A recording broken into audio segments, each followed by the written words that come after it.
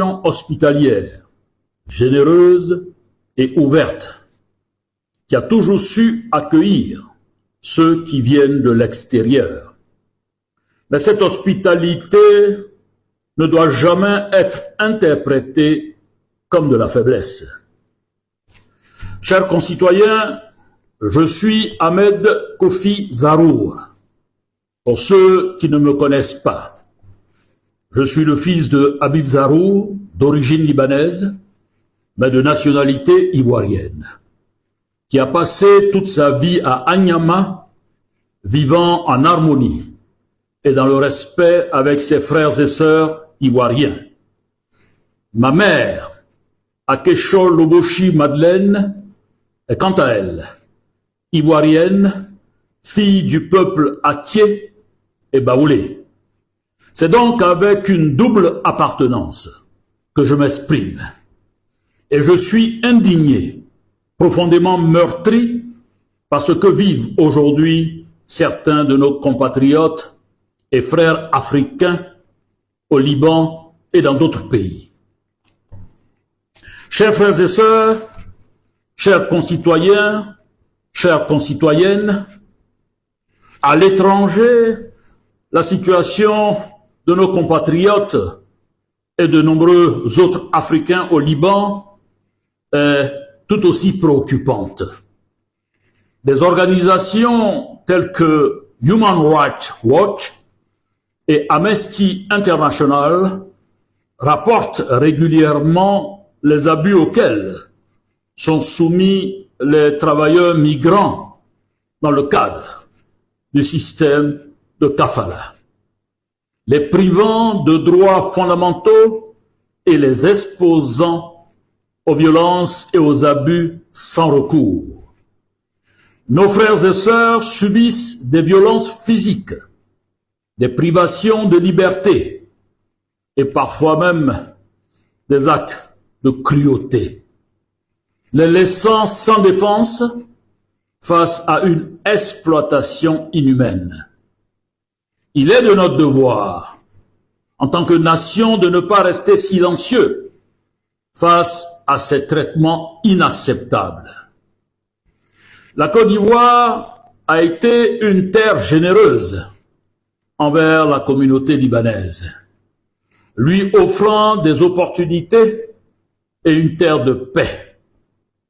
Il serait regrettable de voir cette relation se détériorer à cause de comportements irrespectueux et injustes. Les Ivoiriens ont montré une tolérance exemplaire, mais aujourd'hui, la colère monte dans les cœurs et sur les réseaux sociaux. La jeunesse ivoirienne et africaine s'unit pour exprimer son ras-le-bol à ceux qui ternissent la relation entre nos peuples, qui exploitent et abusent de la tolérance ivoirienne. Nous disons trop, c'est trop. La Côte d'Ivoire ne doit pas être une serpillière pour des individus qui, sans respect pour notre terre, exploitent ses ressources et abusent de sa population. Il est essentiel de rappeler que notre hospitalité n'est pas synonyme de soumission. À cela s'ajoute un autre problème majeur, la fraude fiscale et l'enrichissement illégal pratiqués par certains individus au sein de cette même communauté libanaise. Des enquêtes relayées par des médias comme Jeune Afrique et Africa Intelligence montrent comment certains exploitent les failles de notre système fiscal pour échapper aux impôts et détourner les ressources de notre pays.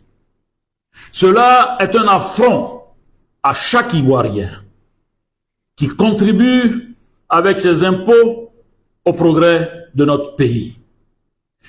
La richesse de notre pays ne peut pas être siphonnée au détriment des Ivoiriens et de la majorité.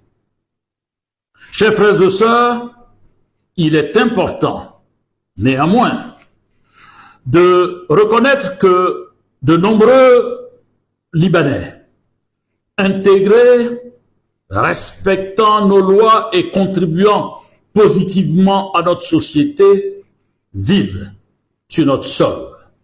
À eux, nous tendons la main et les invitons à se joindre à nous pour dénoncer ces comportements inacceptables et défendre ensemble une Côte d'Ivoire de justice et de respect mutuel.